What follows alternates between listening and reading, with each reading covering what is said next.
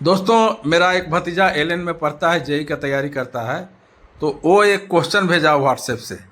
चलिए मैं उस क्वेश्चन को सॉल्व करता हूं। जो और क्वेश्चन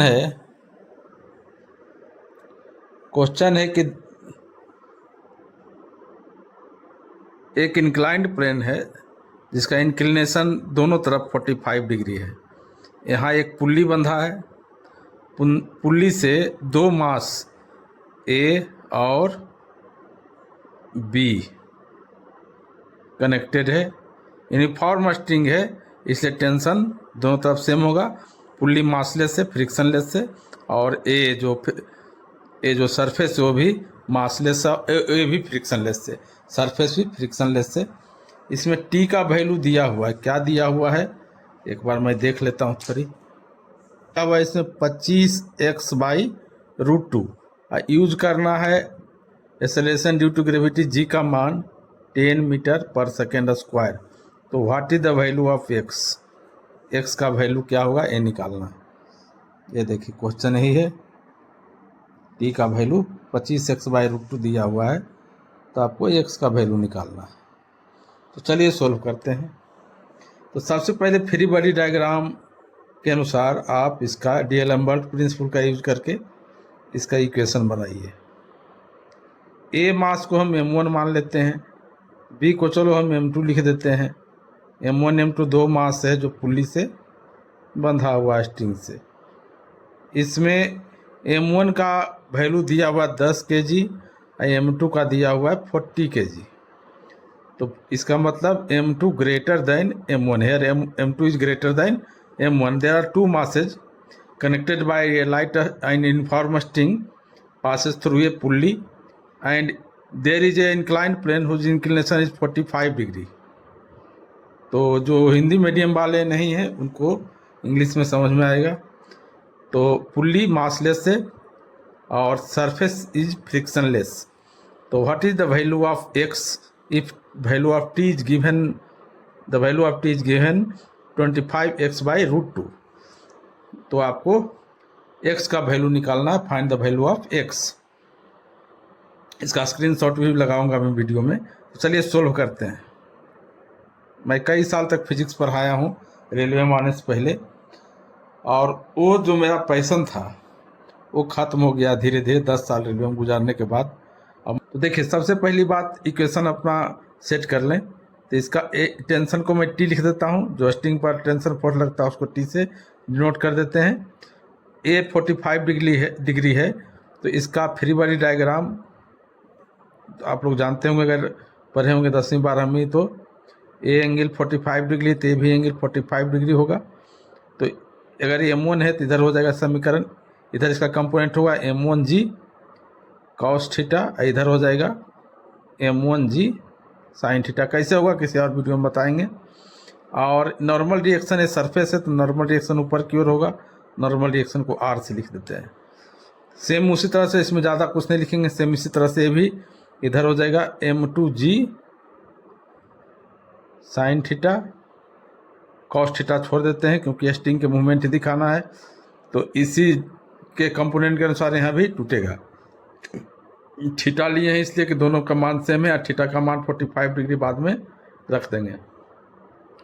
तो चलिए यहाँ से यहाँ तक का समीकरण बनाते हैं। यानी कि m1 के लिए 4,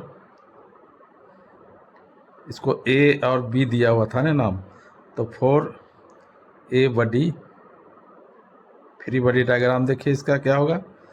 ये हो जाएगा मूवमेंट इधर है तो मूवमेंट इधर होगा टी पॉजिटिव, और m1g sin थीटा निगेटिव होगा। तो न्यूटन के सेकेंड नियम से F बराबर m में होता। टोटल फोर्स इधर की ओर क्या लगेगा, F बराबर m में, तो इधर लगेगा t minus m1g sin theta. Direction इधर है तो निगेटिव हो जाएगा, बराबर m1a। फर्स्ट समीकरण बना।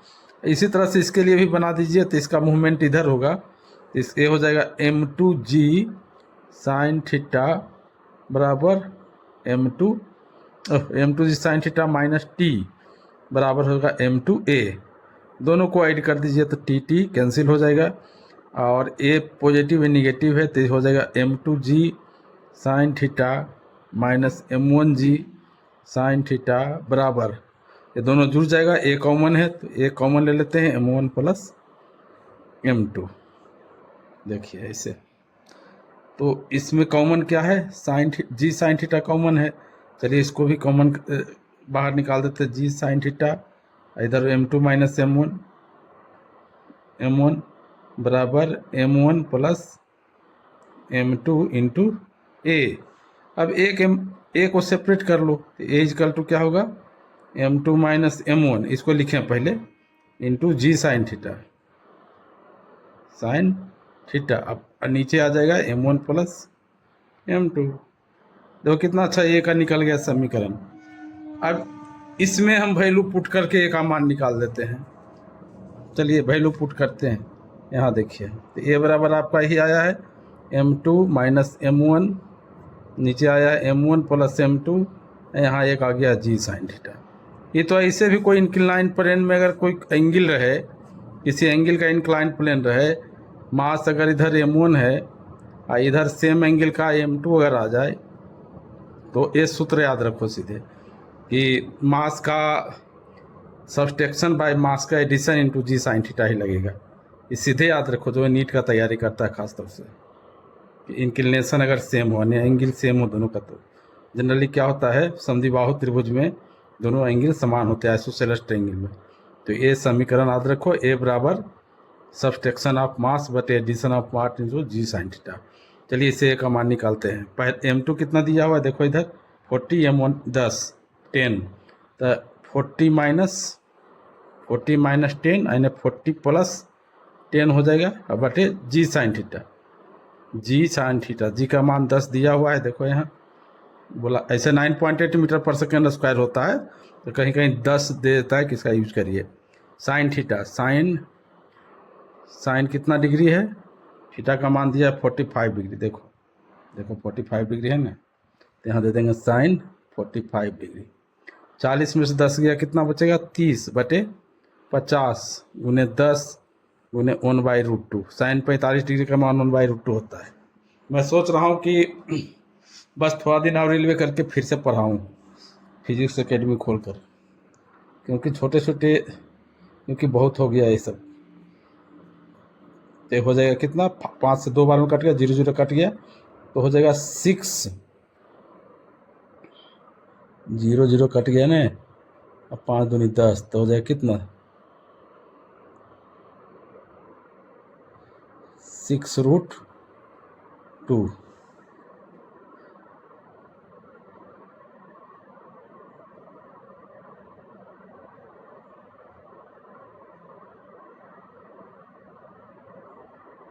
ए का मान आ गया 6√2।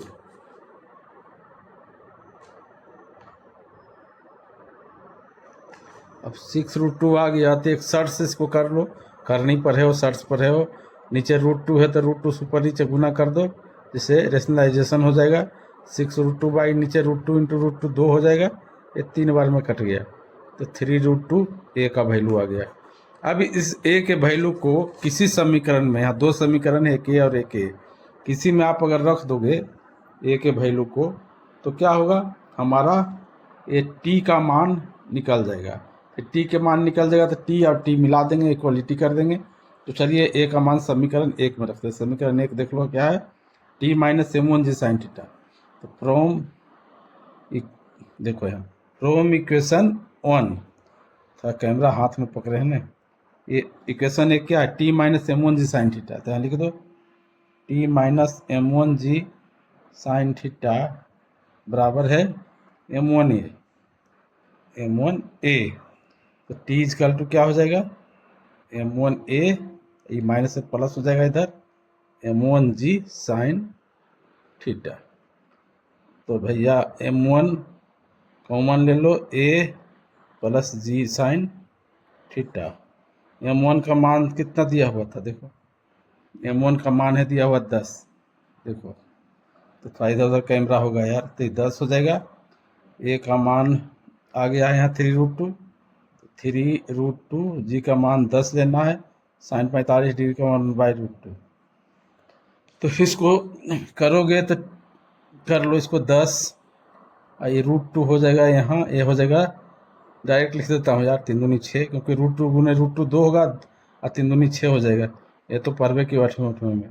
अब प्लस हो जाएगा यहाँ 10, तो 10 6 16 दहे के 160, तो 160 बाई रूट 2 आ गया आपका किसका मान, 80 का मान। टी इक्वल टू इतना आ गया। यहाँ टी का मान दिया हुआ है 25x बाई रूट 2। चलो यहीं पर दोनों की क्वालिटी कर देते हैं। यहाँ टी है 160 बाई रूट 2, यहाँ टी है 25x बाई रूट 2। तो इसको हम यहीं पर इक्वालिटी कर दें। चलो यहीं कर देते हैं।